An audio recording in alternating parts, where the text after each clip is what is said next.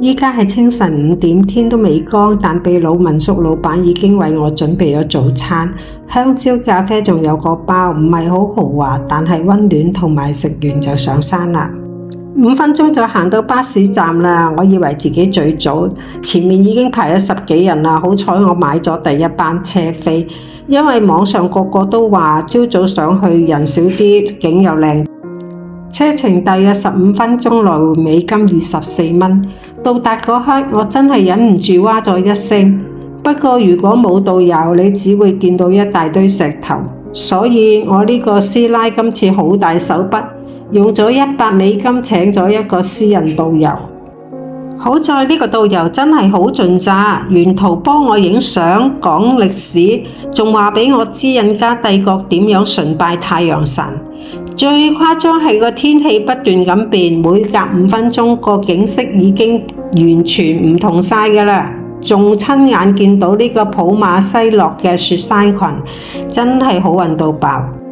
呢度屬於下城連排嘅石屋同埋倉庫室，主要係平民住宿、倉庫、工廠同埋農具房。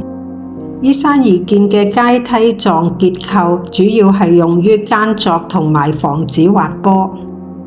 佢哋呢度有5顏6色嘅粟米、薯仔、豆類，擺到成個彩虹咁。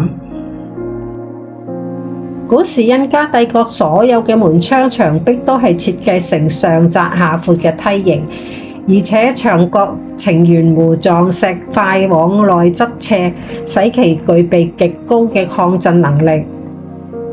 太陽神廟喺馬丘比丘嘅遺址中唯一擁有圓弧形石牆嘅結構。主神廟只有3面高大嘅牆壁，朝向廣場嘅一面完全撇開，以便讓廣場所有嘅群眾共同參與神聖嘅祭祀活動。主神廟旁邊有一個著名嘅地標石刻，印加建築師刻意咁樣雕刻咗十字架其中嘅一半。又開始講古仔啦！1911年7月24日，耶魯大學歷史教授賓厄姆本來就係揾失落嘅印加古城維爾卡班巴。佢到達秘魯安第斯山脈嗰陣時候，獲得當地農民帶領，穿過叢林同埋峻峭嘅山坡，先對發現咗呢座森林覆蓋嘅古城遺址。賓厄姆發現咗古城，聽落好似好威水，但佢當時拎走咗大約4萬件文物返去美國。以今日嘅標準嚟睇，呢種行為其實同文化掠奪冇乜分別。不過現在考古學已經唔同啦，考古為知識，會記錄晒所有嘅細節，文物會留返喺原居地。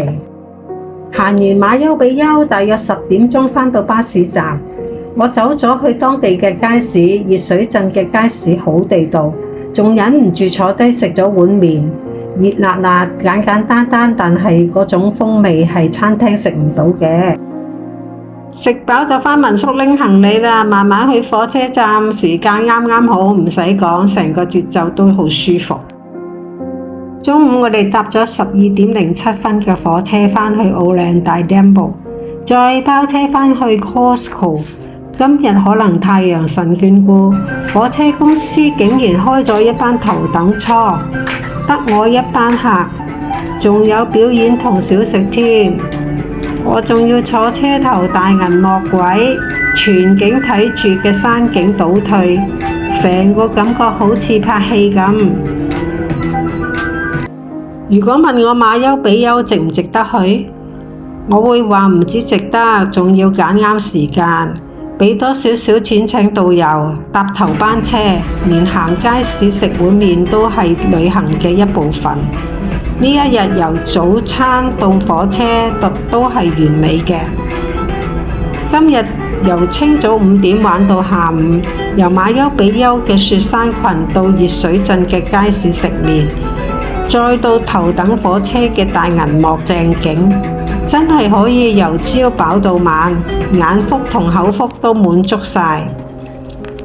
如果鍾意睇我呢種師奶嘅視覺旅行分享，記得俾個 like我，同埋訂閱我嘅頻道，撳埋下低個鐘仔，咁就唔會錯過咗我之後嘅行程㗎喇。